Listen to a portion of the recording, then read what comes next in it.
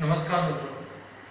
Last લેક્ચરમાં આપણે કેટલાક બહુ મહત્વના ટોપિક શીખી ગયા કે કઈ રીતે વિદ્યુત વિભાજનથી કયા પ્રકારની નિપજો મળશે તેના માટેના આપણે કેટલાક મહત્વના યાદ રાખવાના મુદ્દા પણ જોયા હતા. અને ઘરે જઈને તમે કદાચ એનો પ્રયત્ન બી કર્યો જ હશે. આજે એ જ લાસ્ટ લેક્ચરમાં જે યાદ રાખવાના જે મહત્વના જે મુદ્દા આપ્યા હતા, જે ટિપ્સ આપી હતી, એ જ મુદ્દાનો આજે આપણે ઉપયોગ કરીએ છીએ.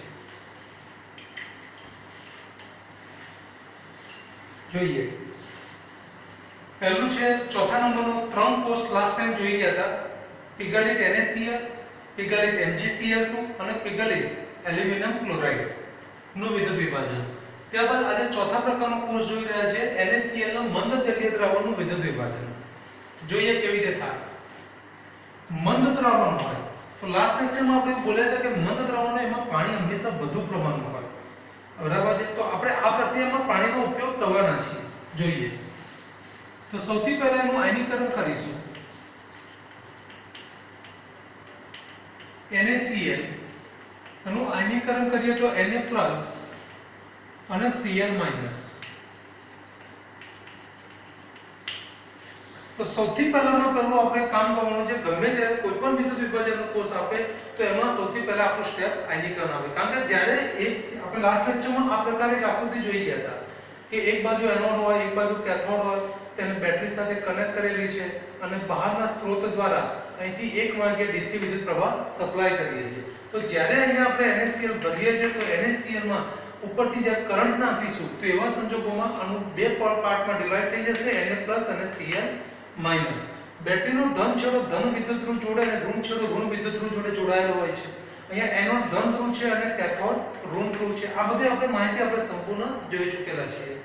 ત્યારબાદ આયનીકરણ પૂરું થયા પછીનું જે સેકન્ડ સ્ટેપ છે એનોડ ધન ધ્રુવ અને કેથોડ ઋણ ધ્રુવ. તો એનોડ ધન ધ્રુવ નજીક હંમેશા ઋણ આયન આકર્ષાય. તો Cl- આયન છે કે Cl- આયન છે એ આકર્ષાશે. તો Cl- આયનમાંથી શું બનશે? Cl2 gas plus electron. મેં પહેલા भी તમને કહ્યું કે જ્યારે આખા વિદ્યુત વિભાજન કોષમાં એનોડ ઉપરથી જેટલા ઇલેક્ટ્રોન મુક્ત થશે તેટલા જ ઇલેક્ટ્રોન કેથોડ મેળવશે. એટલે એનોડ અને કેથોડની ઇલેક્ટ્રોનની સંખ્યામાં ક્યારેય અસમાનતા રાખવાની નથી. બંને બાજુ ઇલેક્ટ્રોનની સંખ્યા એક સમાન રાખવાની છે. તો Cl- gives Cl2 gas plus electron. ચલો બીજું, કેથોડ ઉપર ધન આયન આકર્ષાશે તો Na+ plus electron, it gives sodium solid. હવે યાદ રાખો કે જ્યારે જલીય દ્રાવણ છે, મંદ દ્રાવણ છે, તો મંદ દ્રાવણ હોય, સાંદ્ર દ્રાવણ હોય, તેમાં પાણી તો હશે જ. તો પાણીની પણ પ્રક્રિયાની સાથે સાથે બતાવવાની છે. તો પાણીની પ્રક્રિયા બતાવી છે તો પાણીનું ઓક્સિડેશન થાય તો O2 gas plus 4H plus 4 electron. Last લેક્ચરમાં મેં તમને લખાવ્યું હતું કે જો એનોડ તરીકે નિષ્ક્રિય વિદ્યુત ધ્રુવ હોય તો ઋણાયન અથવા પાણીનું ઓક્સિડેશન થાય છે. જો કેથોડ તરીકે નિષ્ક્રિય વિદ્યુત ધ્રુવ હોય તો ધનાયન અથવા પાણીનું રિડક્શન થાય છે. લાસ્ટ લેક્ચરમાં એવું પણ બોલ્યા હતા કે પાણીનું ઓક્સિડેશન કરીએ તો O2 ગેસ અને પાણીનું રિડક્શન કરીએ તો બે વખત સીધું માથું ધુણાવવાનું અને કહેવાનું આહા, એટલે કે હાઇડ્રોજન ગેસ અને હાઇડ્રોક્સિલ આયન. આ પ્રક્રિયા અત્યારના તબક્કે બેલેન્સ છે. હવે એનોડ ઉપર બે પ્રક્રિયાઓ થાય છે, કેથોડ ઉપર બે પ્રક્રિયાઓ લખી છે, પણ એમાંથી એક શક્ય બનશે, બીજી પ્રક્રિયા અશક્ય છે. એ રીતે કેથોડ ઉપર પણ એવું છે કે એક પ્રક્રિયા થશે, બીજી પ્રક્રિયા શક્ય નહીં બને. તો હવે એના માટે આપણે આપણા નોલેજમાં આપણે જે લાસ્ટ ટાઈમ જે 11 નંબરના પોઈન્ટ લખ્યા હતા એ પોઈન્ટ્સ પર ફોકસ કરવાનું છે. એમાં એક બહુ સરસ ટિપ્સ આપી હતી કે Na+ આયન હોય તો એનું કદાપી Na+ નું કદાપી રિડક્શન થતું નથી, બરાબર છે. અને બીજું તમને કહ્યું હતું કે NaCl નું મંદ દ્રાવણ છે એટલે પાણીનું પ્રમાણ વધારે હોય. તો એના પછી ચોથો ટોપિક એવો બોલ્યા હતા આપણે એમાં કે જેનું પ્રમાણ વધુ, NaCl ના મંદ દ્રાવણમાં પાણીનું પ્રમાણ વધુ અને પાણીનું પ્રમાણ વધુ હોય તો પાણીની ઇલેક્ટ્રોન મુક્ત કરવાની વૃત્તિ વધારે હોય, પાણીની ઇલેક્ટ્રોન દૂર થવાની વૃત્તિ વધારે હોય. તો ધેટ મીન્સ કે આ પ્રક્રિયા શક્ય બનશે, આ પ્રક્રિયા શક્ય બનતી નથી. બીજું Na+ તો બ્લેક લિસ્ટેડ સભ્ય છે, થતું નથી, આનું થશે. આ એક મેથડ છે. બીજી મેથડ બી છે કે કેથોડમાં આપણે Na+ તો અહીંયા રિડક્શન પોટેન્શિયલ મેં બધાના લખેલા છે કે Na+ છે તેનું રિડક્શન પોટેન્શિયલ છે -2.71 વોલ્ટ. જો પાણીનું રિડક્શન પોટેન્શિયલ છે -0.83 વોલ્ટ. અને આપણે એવું બોલી ચૂક્યા છે કે જેનો રિડક્શન પોટેન્શિયલ વધુ હોય તે પ્રક્રિયા સહેલાઈથી થશે. ધેટ મીન્સ કે Na+ ની સાપેક્ષમાં પાણીના રિડક્શન પોટેન્શિયલનું મૂલ્ય વધુ હોવાના કારણે Na+ ની સાપેક્ષમાં પાણીનું રિડક્શન સહેલાઈથી થાય છે. તો આ જ રીતે અહીંયા જોઈએ પણ અહીંયા થોડીક લિમિટેશન આવે છે કે Cl- અને પાણી. તો Cl- છે Cl ક્લોરીનનું રિડક્શન કરીએ તો આ છે એનો રિડક્શન પોટેન્શિયલ આપેલો છે, પણ આપણે અહીંયા આગળ ક્લોરાઇડ આયન એમાંથી Cl2 ગેસ અને પ્લસ ઇલેક્ટ્રોન મુક્ત થાય છે. અહીંયા બહુ સહેલાઈથી આપણે બે પ્રક્રિયાઓ વિચારવાની છે, એક આ પ્રક્રિયા છે અને બીજી આ પ્રક્રિયા છે. હવે આપણને તો ઓલરેડી ખબર છે કે આનો આ રિડક્શન પ્રક્રિયાનો પોટેન્શિયલ લખેલો છે, બરાબર છે, પણ અહીંયા આપણે આ પ્રક્રિયા એનાથી ઊંધી આપેલી છે. તો ધેટ મીન્સ કે આપણે એ પ્રક્રિયા આ જે રિડક્શન પોટેન્શિયલ છે, રિડક્શન પ્રક્રિયાનો પોટેન્શિયલ જે રિડક્શન પોટેન્શિયલ કહેવાય, અહીંયા આપણે ઓક્સિડેશન પોટેન્શિયલ લેવું છે. તો ઓક્સિડેશન પોટેન્શિયલ લેવા માટે પ્લસનું માઈનસ કરવું પડે એટલે કે -1.36 વોલ્ટ અને -1.23 વોલ્ટ. તો આ આપણો થઈ જશે E0 સિમ્પલ છે. અને જેનો E0 આ બંને પ્રક્રિયા છે, આ બંને પ્રક્રિયામાંથી જેનો પ્રમાણિક ઓક્સિડેશન પોટેન્શિયલનું મૂલ્ય વધારે હોય તે એનોડ ઉપર સહેલાઈથી પ્રક્રિયા થાય. ધેટ મીન્સ કે પાણીનું ઓક્સિડેશન પોટેન્શિયલ ક્લોરાઇડની સાપેક્ષમાં વધુ હોવાના કારણે પાણીનું ઓક્સિડેશન ક્લોરાઇડ આયનની સાપેક્ષમાં સહેલાઈથી થાય છે અને પરિણામે ક્લોરાઇડ આયનની પ્રક્રિયા શક્ય થતી નથી, પાણીની જ પ્રક્રિયા શક્ય બને છે. પણ આમાં તમારા બધા ઓક્સિડેશન પોટેન્શિયલ, રિડક્શન પોટેન્શિયલ એ તમારે યાદ રાખવા પડે. જો એ યાદ ન રાખવા હોય તો જે ટેકનિક બતાવી છે કે NaCl ના મંદ દ્રવમાં પાણી વધુ પ્રમાણમાં હોય એટલે જેનું પ્રમાણ વધુ તેની ઇલેક્ટ્રોન મુક્ત કરવાની ગતિ વધારે હોય તો પરિણામે પાણીનું ઓક્સિડેશન સહેલાઈથી થશે Cl- ની સાપેક્ષમાં. આ જ રીતે Na+ તો આપણે લખેલું છે કે Na+ તો બ્લેકલિસ્ટેડ સભ્ય છે, એ તો ક્યારેય એનું રિડક્શન થતું જ નથી અને પરિણામે Na+ ની સાપેક્ષમાં પાણીનું રિડક્શન સહેલાઈથી થાય છે. ત્યારબાદ શક્ય પ્રક્રિયાઓ જોઈએ તો એનોડ ઉપર કઈ પ્રક્રિયા શક્ય બની? એનોડ અને કેથોડ. મેં પહેલા બી કહ્યું તમને કે એનોડ ઉપરથી જેટલા ઇલેક્ટ્રોન મુક્ત થશે એટલા જ ઇલેક્ટ્રોન કેથોડ મેળવશે. તો બંનેમાં ઇલેક્ટ્રોનની સંખ્યા એકસરખી પણ કરતા જઈએ છીએ. અહીંયા પ્રક્રિયાનું બેલેન્સ બી કરી લઈએ. 2H2O. તો 2H2O liquid it gives O2 gas plus 4H plus 4 electron. Cathode ઉપર જોઈએ 4 ઇલેક્ટ્રોન છે તો અહીંયા પણ 4 ઇલેક્ટ્રોન કરવા માટે બે વડે મલ્ટીપ્લાય કરી દઈએ તો 4 electron it gives 2H2 gas plus 4OH minus. હવે એક જ પાત્રની અંદર એક જ બીકરમાં આપણને આ બે આયનો મળ્યા તો આયનો તે બે સાથે જોડાવાની વૃત્તિ હંમેશા ધરાવે. તો કોષ પ્રક્રિયા આપણી થઈ જશે આવી કે 4H plus aqueous plus 4OH minus aqueous it gives 4H2O. અને આ બધી પ્રક્રિયાઓનો સરવાળો કરીએ તો એકંદર કોષ પ્રક્રિયા આપણને આવી મળે છે. ચાલો અહીંથી ઇલેક્ટ્રોન રિજેક્ટ થઈ જશે. 4H plus 4H plus 4OH minus 4OH minus 4H2O 4H2O. તો એકંદર કોષ પ્રક્રિયા આપણને જે મળે છે એ આ પ્રમાણે મળે છે 2H2O it gives 2H2 gas plus O2 gas. આનો અર્થ એમ થયો કે NaCl ના મંદ જલીય દ્રાવણનું વિદ્યુત વિભાજન એ ફક્ત ને ફક્ત પાણીનું જ વિદ્યુત વિભાજન છે. કારણ કે NaCl ના મંદ દ્રાવણમાં જ્યારે વિદ્યુત વિભાજન કરીએ છીએ તો Na+ કે Cl- આયન કોઈ પણ આયન આ પ્રક્રિયામાં ભાગ લેતા નથી. એટલે કે પ્રક્રિયા દરમિયાન પણ તેની સાંદ્રતા લગભગ અચળ જ રહે છે. કારણ કે Na+ બી જો પ્રક્રિયામાં ભાગ લીધો નથી, Cl- પણ પ્રક્રિયામાં ભાગ લીધો નથી, એટલે Na+ ને Cl- જેટલી ક્વોન્ટિટીમાં નાખ્યા હતા એટલી ક્વોન્ટિટીમાં દ્રાવણના તળિયે અહીંયા એમના એમ પડી રહ્યા હશે. એનો અર્થ એમ થયો કે તે પોતે પ્રક્રિયામાં ક્યાંય ઇન્વોલ્વ થયા નથી, તેમની સાંદ્રતા લગભગ અચળ રહે છે. તો આના આધારે આપણે આ એક પોઈન્ટ બહુ મહત્વનો ઘોષિત કરી શકીએ. ત્યારબાદ આવું જે બીજું વિદ્યુત વિભાજન જોઈએ છે NaCl ના સાંદ્ર દ્રાવણનું વિદ્યુત વિભાજન. NaCl ના સાંદ્ર જલીય દ્રાવણનું વિદ્યુત વિભાજન.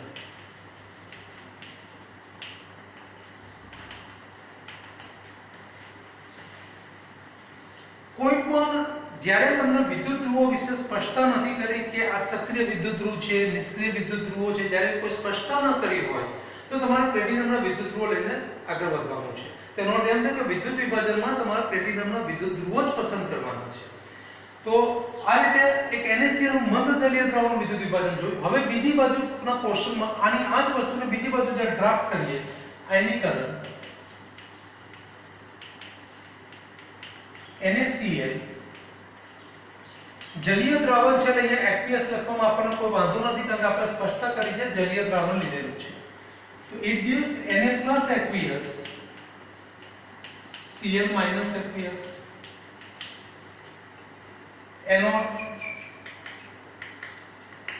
એનોડ ધન ધ્રુવ છે તો નજીકમાં હંમેશા ઋણ આયન આકર્ષાશે તો આની જેમ સેમ રિએક્શન આવી જશે.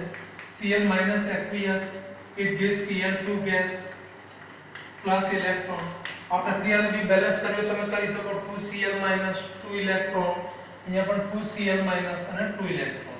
પાણીનું ઓક્સિડેશન કરીએ તો O2 gas plus 4H plus 4 electron. એના પછી કેથોડ ઉપર જોઈએ.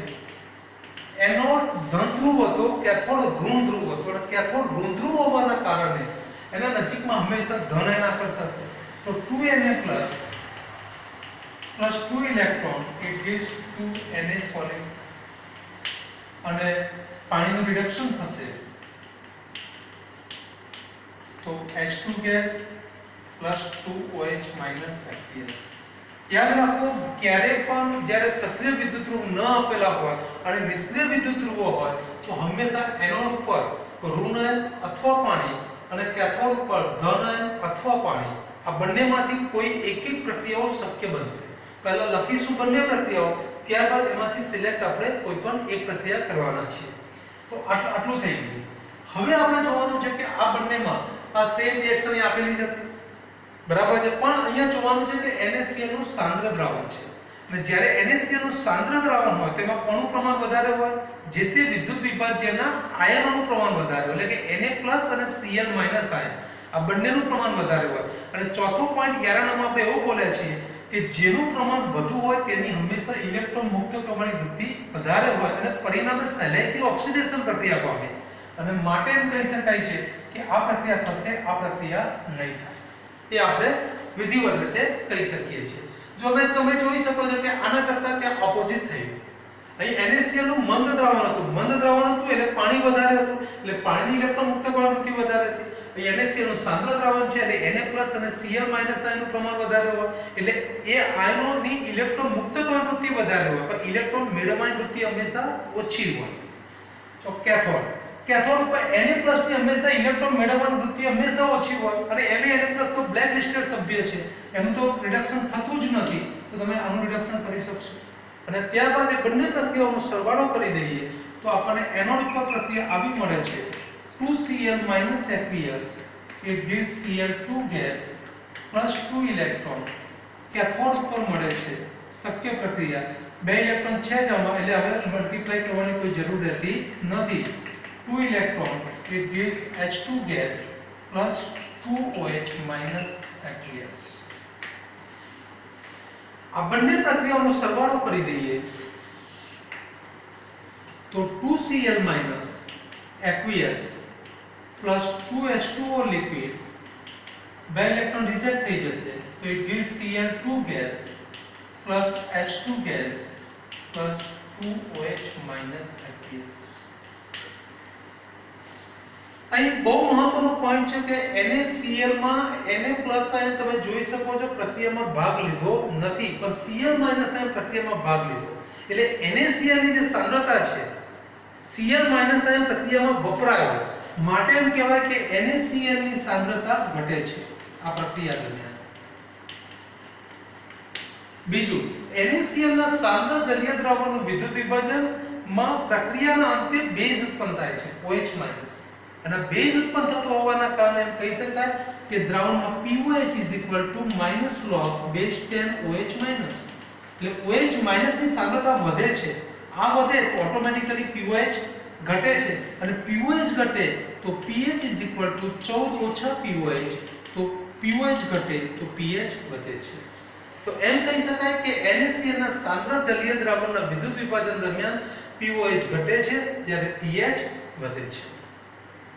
આનો બીજો પોઈન્ટ બહુ મહત્વનો પોઈન્ટ છે. ઘણી બધી વખત આવા MCQ નાના MCQ એક એક લાઈનમાંથી ઉપાડે છે. ત્રીજો પોઈન્ટ છે કે NaCl ના સાંદ્ર જલીય દ્રાવણમાં ફિનોલ્ફથાલીનના 2 થી 3 ટીપા નાખવામાં આવે તો દ્રાવણનો રંગ ગુલાબી બને છે. આછો ગુલાબી લાઇટ પિંક બને છે કારણ કે દ્રાવણ બેઝિક બને છે. દ્રાવણ બેઝિક બનતું હોવાના કારણે તેમાં ફિનોલ્ફથાલીનના 2 થી 3 ટીપા નાખવામાં આવે તો દ્રાવણનો રંગ ગુલાબી બને છે. તો આ પ્રકારના MCQ ના પ્રશ્નો પૂછી શકાય. આ બંનેની જરા કમ્પેરિઝન કરીએ તો અહીંયા નિપજો તરીકે આપણને એનોડ ઉપર શું મળ્યું? તો એનોડ ઉપર અહીંયા નિપજ તરીકે આપણને મળ્યું O2 ગેસ અને કેથોડ ઉપર આપણને પ્રાપ્ત થયો H2 ગેસ. જોઈ શકાય છે, બહુ ક્લિયર છે. કેથોડ ઉપર H2 ગેસ, એનોડ ઉપર O2 ગેસ. આયન એ કોઈ નિપજ હોતી નથી, એટલે આયનને મેન્શન કરવાની જરૂર નથી. જ્યારે અહીંયા નિપજો તરીકે જો જોઈશું તો નિપજો તરીકે એનોડ ઉપર ક્લોરીન ગેસ, જ્યારે કેથોડ ઉપર ડાયહાઇડ્રોજન વાયુ ઉત્પન્ન થાય છે. તમે જુઓ વિદ્યુત વિભાજન તમે એક જ લીધો NaCl, પણ દ્રાવણોની સાંદ્રતા બદલી. એટલે એકમાં મંદ દ્રાવણ લીધું, એકમાં સાંદ્ર દ્રાવણ લીધું. તો મંદ દ્રાવણના બદલે સાંદ્ર દ્રાવણ બદલ્યું તો તમે વિદ્યુત વિભાજનના અંતે વિદ્યુત ધ્રુવોની ઉપર જે નિપજો મળે છે એ અલગ અલગ ડિફરન્ટ પ્રોડક્ટ મળે છે. અહીં એનોડ ઉપર O2 મળે છે, અહીંયા એનોડ ઉપર Cl2 ગેસ મળે છે. અહીંયા કેથોડ ઉપર બંને બાજુ સરખી નિપજ છે, પણ એનોડની નિપજો અલગ અલગ છે. તો એમ કહી શકાય કે વિદ્યુત વિભાજનના અંતે વિદ્યુત ધ્રુવોની ઉપર કયા પ્રકારની નિપજો મળશે તેનો એક આધાર દ્રાવણોની સાંદ્રતા પર રહેલો છે. એક આધાર દ્રાવણોની સાંદ્રતા પર રહેલો છે. દ્રાવણ જો મંદ હશે તો આ પ્રમાણે નિપજો મળશે, દ્રાવણ સાંદ્ર હશે તો આ પ્રમાણે નિપજો મળશે. તો વિદ્યુત વિભાજનના અંતે વિદ્યુત ધ્રુવોની પર કયા પ્રકારની નિપજો મળશે તેનો આધાર દ્રાવણોની સાંદ્રતા પર રહેલો છે. તો કોઈ એક વખતે આવો પણ પ્રશ્ન બોર્ડમાં પૂછાય છે કે સમજાવો વિદ્યુત વિભાજનના અંતે વિદ્યુત ધ્રુવોની પર કયા પ્રકારની નિપજો પ્રાપ્ત થશે તેનો આધાર દ્રાવણોની સાંદ્રતા પર રહેલો છે. ઉદાહરણ આપી સ્પષ્ટ કરો અથવા ઉદાહરણ આપી સમજાવો. તો તમારે NaCl નું મંદ દ્રાવણ, NaCl નું સાંદ્ર દ્રાવણ બંને તમારે મેન્શન કરવું પડે. અને આ જે પોટેન્શિયલ જે લખેલા છે એ પોટેન્શિયલ મેં તમને અહીંયા આ ડેટા આપેલા છે. જો તમારે યાદ રહી શકે તો બરાબર છે. જે ટેકનિક બતાવી છે ટેકનિક પ્રમાણે ફોલો કરશો તો જવાબ આવી જશે. એના પછી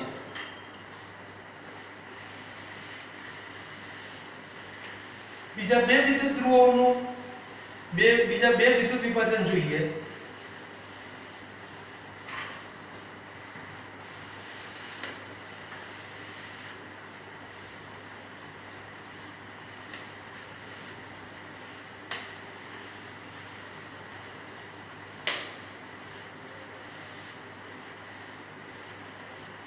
આમ તો મોટા ભાગના બધા વિદ્યાર્થીઓ આ પ્રક્રિયાઓ ભોગતા હોય છે, 5-5 વખત લખવા બી આપતા હોય છે, પણ મેથડના અંદર તમે સમજી લીધું હશે કે કોઈ પણ પ્રકારનું ગોખણપટ્ટી કર્યા સિવાય બી તમે એને ઈઝીલી સહેલાઈથી આ ટેકનિકથી યાદ રાખી શકો.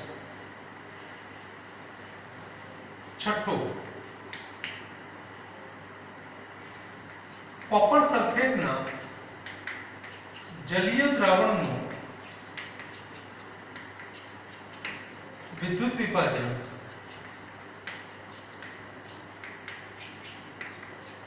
કોપરના વિદ્યુત ધ્રુવો દ્વારા સમજાવો.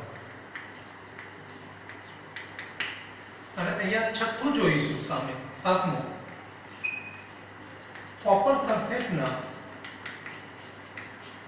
જલીય દ્રાવણનું વિદ્યુત વિભાજન પ્લેટિનમના વિદ્યુત ધ્રુવો દ્વારા સમજાવો.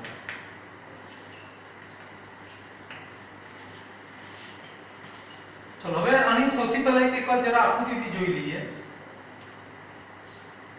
બહુ વારંવાર મોટી આકૃતિ દોરવાની કોઈ જરૂર નથી. લાસ્ટ લેક્ચરમાં આકૃતિ પર એકદમ ક્લેરિફિકેશન કરેલું છે.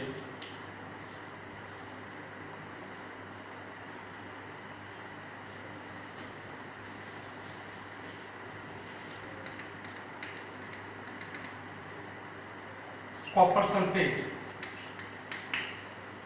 અને આ બંને વિદ્યુત ધ્રુવો છે એ કોપરના વિદ્યુત ધ્રુવો છે. આ પ્લસ છે માઈનસ છે, બેટરીનો ધન છેડો ધન વિદ્યુત ધ્રુવ જોડે, ઋણ છેડો ઋણ વિદ્યુત ધ્રુવ જોડે. જે ધન વિદ્યુત ધ્રુવ છે જેને એનોડ કહે છે, જે ઋણ વિદ્યુત ધ્રુવ છે જેને આપણે કેથોડ તરીકે ઓળખીએ છીએ. જોઈએ અહીંયા બહુ સ્પષ્ટતા કરી છે. કોપર સલ્ફેટના જલીય દ્રાવણનું વિદ્યુત વિભાજન કોપરના વિદ્યુત ધ્રુવો દ્વારા સમજાવો. અને મેં તમને લાસ્ટ લેક્ચરમાં એવું કહ્યું હતું, લાસ્ટ વિડિયોમાં આપણે બતાવ્યું છે કે સક્રિય વિદ્યુત ધ્રુવ તરીકે કોપર છે. અને જ્યારે સક્રિય વિદ્યુત ધ્રુવ હોય તો એરાનાનો બીજો મુદ્દો અને ત્રીજાનો બીજો મુદ્દો એમાં સ્પષ્ટ કરેલું છે કે જો વિદ્યુત ધ્રુવ સક્રિય હોય તો તેનું સ્વયં ઓક્સિડેશન થાય, તે પોતે જ ઓક્સિડેશન પ્રક્રિયામાં ભાગ લે તો પરિણામે એનોડ ઉપર આ રીતે રિએક્શન થશે. કોપર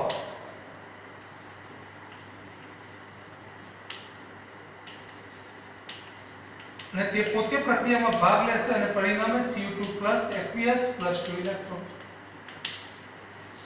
બીજું કોઈ પ્રક્રિયા થતી નથી કારણ કે એ ભલે જલીય દ્રાવણ છે પણ જ્યાં સક્રિય વિદ્યુત ધ્રુવ હોય તો બીજી બધી પ્રક્રિયાને ઇગ્નોર કરી દેવાની છે, ભૂલી જવાનું છે. ફક્ત અને ફક્ત વિદ્યુત ધ્રુવની જ પ્રક્રિયા થાય.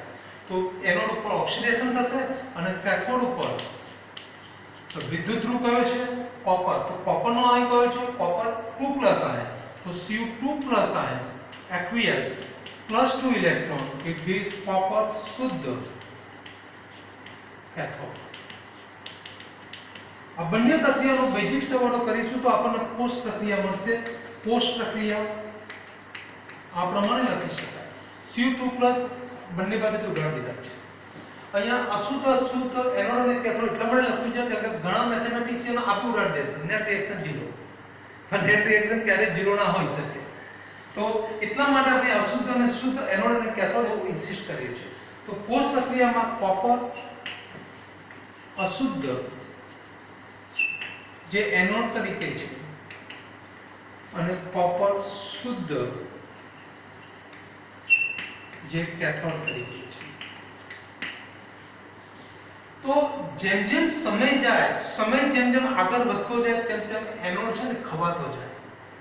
કારણ કે એનોડની અંદર રહેલી જે પણ અશુદ્ધિઓ છે એ પણ પાત્રના તળિયે અહીંયા જમા થાય છે એનોડની આજુબાજુ, જેને એનોડ પંખ કહેવાય છે. એનું નામ છે એનોડ પંખ. એને એનોડ મડ કહેવાય. મડ એટલે કચરો. એટલે એનોડના વિદ્યુત ધ્રુવ પર જે કચરો હોય એ બધો કચરો એનોડની નીચે જમા થાય, જેને એનોડ પંખ તરીકે ઓળખવામાં આવે છે. એને શું કહેવાય છે? એનોડ પંખ. બરાબર છે. અને બીજી વસ્તુ છે કે આ જે એનોડ અત્યારે હાલ આ લીધેલો છે કે અથવા બંને સરખા વિદ્યુત ધ્રુવ લાગે છે, પણ જેમ સમય જાય તેમ તેમ વિદ્યુત વિભાજનના અંતે આ વિદ્યુત ધ્રુવ બહુ નાનું થઈ જશે અને આ વિદ્યુત ધ્રુવ બ્રોડ થઈ જશે. આ રીતે એટલે સમય જાય તેમ તેમ સમય ગયા પછી તમે જોશો તો આ જે વિદ્યુત ધ્રુવ છે એકદમ ખવાઈ ગયો હશે કે આ વિદ્યુત ધ્રુવ એના કરતા બ્રોડ થઈ ગયું હશે. નોટ એમ થાય કે એનોડનું વજન ઘટતું જાય છે, કેથોડનું વજન વધતું જાય છે. અને અશુદ્ધ કોપરને એનોડ અને શુદ્ધ કોપરને કેથોડ બનાવીને વિદ્યુત વિભાજન કરવામાં આવે તો 99.9% શુદ્ધ કોપર આ રીતે આ પદ્ધતિ દ્વારા આપણે મેળવી શકીએ છીએ. કોપર સલ્ફેટના જલીય દ્રાવણનું પ્લેટિનમ તો ખબર પડવી જોઈએ. પ્લેટિનમ એટલે નિષ્ક્રિય વિદ્યુત ધ્રુવ. જ્યાં નિષ્ક્રિય વિદ્યુત ધ્રુવ હોય તો આપણે જો બે રિએક્શન આવશે, એનોડ ઉપર પણ બે રિએક્શન, કેથોડ ઉપર પણ બે રિએક્શન જોઈએ. તો સૌથી પહેલું આયનીકરણ કરીશું. Copper sulfate aqueous, it gives Cu2+ aqueous plus SO4 2- aqueous. Anode ધન ધ્રુવ અને કેથોડ ઋણ ધ્રુવ. તો ધન ધ્રુવ નજીક હંમેશા ઋણ આયન આકર્ષાય તો SO4 - 2 આયન આકર્ષાશે.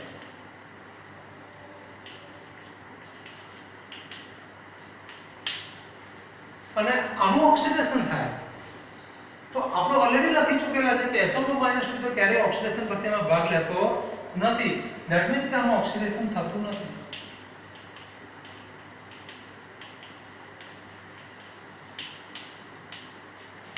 તેની જગ્યાએ માત્ર ને માત્ર પાણીનું જ ઓક્સિડેશન થશે. પાણીનું ઓક્સિડેશન થશે તો O2 ગેસ +4H+ +4 ઇલેક્ટ્રોન. તો આ પ્રક્રિયા આપણે જોઈ ચૂકેલા છે, આ પ્રક્રિયા આપણને ખબર છે, કોન્સેપ્ચ્યુઅલી બી આપણને ખબર છે. કેથોડ ઉપરનું રિએક્શન જોઈએ તો કેથોડ માઈનસ છે, તો માઈનસની નજીકમાં ધન આયન આકર્ષાય તો Cu2 Aqs +2 electron it gives copper. અને પાણીનું રિડક્શન કરીએ તો H2 ગેસ +2OH Aqs. એટલે એનોડ ઉપરની બે પ્રક્રિયા, કેથોડ ઉપરની પણ બે પ્રક્રિયા. હવે આ બંનેમાંથી એક એક પ્રક્રિયાઓ શક્ય છે. જોઈએ SO4 - તો આપણે લાસ્ટ લેક્ચરમાં કહેલું છે કે Na+ અને SO4 - બંને ક્યારે પ્રક્રિયામાં ભાગ લેતા નથી. ધેટ મીન્સ કે આ પ્રક્રિયામાં ભાગ લેતા નથી, તેની જગ્યાએ પ્રક્રિયા થશે. હવે Cu2+ અને H2 હવે પાણીનો રિડક્શન પોટેન્શિયલ આપણી જોડે છે -83, કોપરનું રિડક્શન પોટેન્શિયલ છે +0.34 વોલ્ટ. તો આપણે એવું બી બોલ્યા છે લાસ્ટ લેક્ચરમાં કે જેનું પ્રમાણિત રિડક્શન પોટેન્શિયલ વધુ હોય તેનો રિડક્શન પ્રક્રિયા કેથોડ ઉપર સહેલાઈથી થશે. તો ધેટ મીન્સ કે આ પ્રક્રિયા થશે, આ પ્રક્રિયા નહીં થાય. તો વિદ્યુત વિભાજન કે વિદ્યુત ધ્રુવોની પર કયા પ્રકારની નિપજો મળશે તેનો એક આધાર પણ તેના પ્રમાણિત રિડક્શન પોટેન્શિયલ કે તેના પ્રમાણિત ઓક્સિડેશન પોટેન્શિયલ પર રહેલો છે. આનો અર્થ એમ થયો કે કોપર આયનની સાપેક્ષમાં પાણીની પ્રક્રિયા કેમ ના થઈ, તો એનો રિડક્શન પોટેન્શિયલ ઓછો હતો, તો પરિણામે પ્રક્રિયા શક્ય ના બની. અને શક્ય પ્રક્રિયાઓનો ભૌતિક સરવાળો કરીએ તો એનોડ ધન ધ્રુવ, તો પાણી it gives O2 gas +4H +4 electron. Cathode ઋણ ધ્રુવ છે Cu2+ પણ ઇલેક્ટ્રોનની સંખ્યા સરખી કરવાની છે, બે વડે મલ્ટીપ્લાય કરી દઈએ +4 electron it gives copper 2 mol. બંને પ્રક્રિયાનો સરવાળો કરી દઈએ, થોડું ઇલેક્ટ્રોન રિજેક્ટ થઈ જશે તો 2 mol H2O liquid +2 mol Cu2+ Aqs it gives O2 gas +2 mol copper solid +4 mol H Aqs. CuSO4 ના કોપર સલ્ફેટ એને મોરથુથુ પણ કહેવાય છે. તો મોરથુથુના જલીય દ્રાવણનું જ્યારે વિદ્યુત વિભાજન કરવામાં આવે છે તો પ્રક્રિયાના અંતે H+ આયન મળે છે.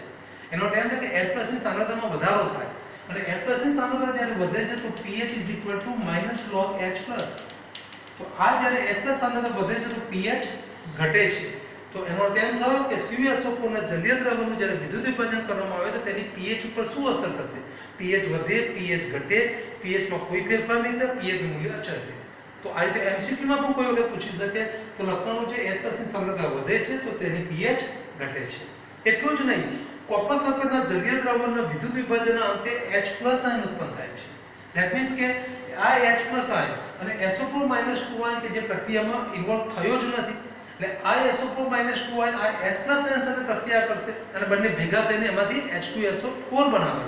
તો H2SO4 ના ઉત્પાદનમાં પણ વિદ્યુત વિભાજન પદ્ધતિનો ઉપયોગ કરવામાં આવે છે. આગળ આપણે જોઈ ગયા કે NaOH- ઉત્પન્ન થાય છે, NaCl નું સાંદ્ર દ્રાવણ જોઈ ગયા તેમાં OH- ઉત્પન્ન થતો હતો અને OH- આયન Na+ આયન સાથે પ્રક્રિયા કરીને NaOH પણ બનાવી શકે.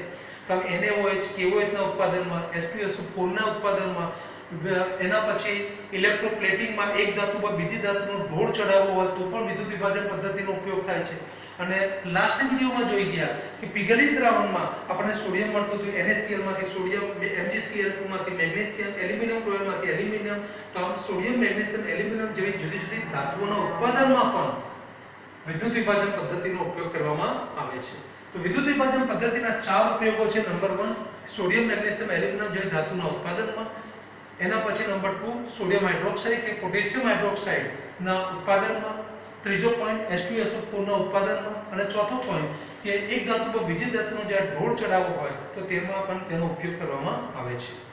વિદ્યુત વિભાજનથી વિદ્યુત ધ્રુવોની પર કયા પ્રકારની નિપજો મળશે તેનો આધાર, તેને અસર કરતા પરિબળો કયા. તેનો એક પરિબળ દ્રાવણોની સાંદ્રતા, જે લાસ્ટ આના અગાઉના જે બોર્ડ ઉપર આપણે ડિસ્કસ કર્યું, ચોથો અને પાંચમો મુદ્દો. એના પછી નંબર 2 પોટેન્શિયલ. અહીંયા આપણે જોઈ ગયા કે આ બંનેમાંથી કેમ આ પ્રક્રિયા ના થઈ, આ પ્રક્રિયા થઈ, તો એનો પોટેન્શિયલ મહત્વનો ભાગ ભજવે છે.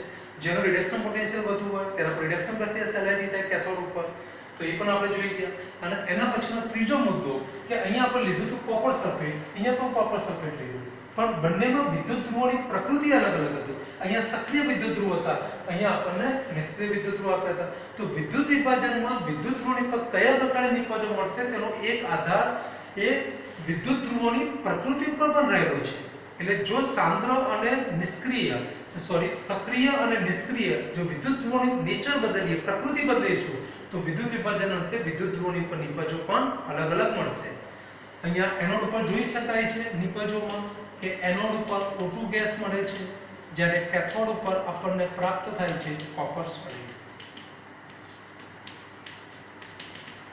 જ્યારે અહીંયા આગળ જોઈ શકાય છે કે અશુદ્ધ કોપર એ એનોડ ઉપરથી છૂટો પડીને કેથોડ ઉપર જમા થાય છે. જેમ જેમ સમય જાય છે તેમ તેમ કેથોડનું વજન વધતું જાય છે, એનોડનું વજન ઘટતું જાય છે. તો અહીંયા કોપર સલ્ફેટ જ હતું, તો બંનેમાં ખાલી વિદ્યુત ધ્રુવોની પ્રકૃતિ બદલી, તો વિદ્યુત વિભાજન અંતે વિદ્યુત ધ્રુવોની પર નિપજો પણ આપણને અલગ અલગ મળી. તો આ રીતે આપણે વિદ્યુત વિભાજનના અલગ અલગ પ્રકારના કોષ જોયા, અલગ અલગ પ્રકારના કોષનું આપણે ડિસ્કશન કર્યું અને એના કઈ નિપજો બને, કઈ નિપજો ન બને, કઈ નિપજ શક્ય છે, કઈ નિપજ શક્ય નથી, તો એના વિશે આપણે ફોકસ કર્યું છે. તો આજે આપણે અહીંયા સુધી જોઈએ, તમે આનો બરાબર અભ્યાસ કરી દો, એના પછીના વિડીયોમાં આપણે નેક્સ્ટ આગળ વધીશું. Thank you, all the best.